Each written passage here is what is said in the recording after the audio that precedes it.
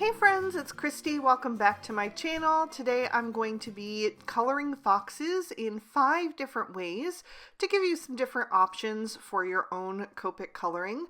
I've done this video in the past with gorillas and elephants, and foxes were highly requested at the end of last year, so I am finally tackling that video today.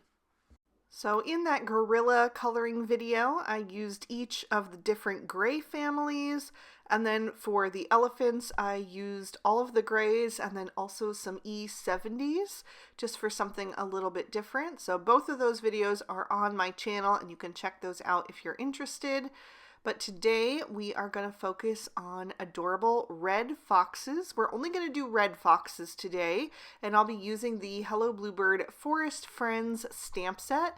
There's a really cute and simple fox in that set that I thought would work well to illustrate the different color palettes. So I am going to start out with my personal go-to combo for foxes. If you've watched my Copic Favorites series where I did woodland critters, this is the combo that I used in that video for foxes. It's the one that I just reach for usually when I think of foxes. I just really like how it plays together. I think it's a nice variation between like a little bit of a brighter combo, but still has a bit of a brownish undertone that makes it look a bit more natural. So that combo is YR12, YR14, and YR18. I prefer to color darkest to lightest, so I am starting with that YR18, any place that I think the shadows should go. The face is almost completely forward, so I did it equally on both the left and the right, while the body is facing toward the right, so the shadows are going to fall down the left, on the back of the legs, and on the base of the tail where it is connected to the body. And I'm going to leave some little white socks on the feet, and I will do that for all of the foxes so that you can see them in as much comparison as I possibly can. And then I'll write down the combo that I use for them right underneath the fox. For the white parts of the fox, my go-to is E000. It's a very, very soft kind of peachy shade that I think just works really well with the oranges. I think it just gives that white a little bit of creaminess that I really love. So I'll go ahead and write that right beside the fox so you know that it is for the white areas. The next combo I'm using has a bit more of a yellow or golden undertone, so it still has a bit of the orange in there with that YR27, which is going to be the darkest shade, but it is maybe more golden toned, and so in that case maybe a bit more natural depending on how you think. You know, there's different kinds of foxes as well. So it really can, vary depending on where you live in the world and your region. But I'm using YR23, YR24, and YR27 for this one. And again, starting with the darkest, that YR27 for the shadows. I'll use the YR24 for the mid-tone. And then I'll place that highlight with the YR23 anywhere that would be kind of sticking out and protruding a bit. So the forehead, the front of the legs, the side of the hindquarters, and the top of the tail. So I'll go ahead and write down that combo right underneath. And then for the white areas of the fox, I decided to mix it up and do something a little bit different just to give you different options. So for this one, I'm using the YR20, which I think does suit well with this color combo. It's in the same family.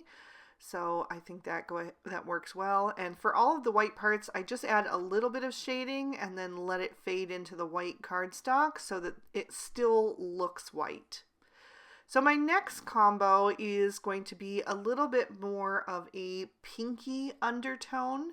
I'm actually only using the darkest 3 shades for the body. I just pulled out the lighter shade as well, which is going to go in the white areas. But I'm using the E95, E97, and E99 for the main part of the body, starting with that E99 for the shadows, blending out with the E97 and then using the E95 for the highlight. Again, I'm placing them all in the exact same areas to give you guys the best comparison that I can. This combo has just the slightest pink undertone, like I mentioned. It's more of a peachy shade, kind of a little bit of a faded orange, and I actually really like it. I think it is nice for maybe some softer cards, maybe like a baby card that has foxes on it. And then, like I said, I used the E93 for the white areas. It was a little bit too bright just on its own, so I am going to bring in that E000 to help it fade into the white and just smooth out that transition. So I'll go ahead and write those two shades next to the fox. The fourth combo that I'm going to share is a bit more earthy and dark. This is E13, E15, and E17. This is now in the brown family. It's an E marker, which means it's an earth tone, but it definitely has a reddish undertone to it. This is usually my go-to for red squirrels, but I think it works well for red foxes as well. And it just has a bit more of like a moodiness to it. So if you're going for a card that has more of a desaturated color palette, I think this is a good combo for you. So for this one, I started with the E17 for my shadows, blended out with the E15, and then filled in with the E13.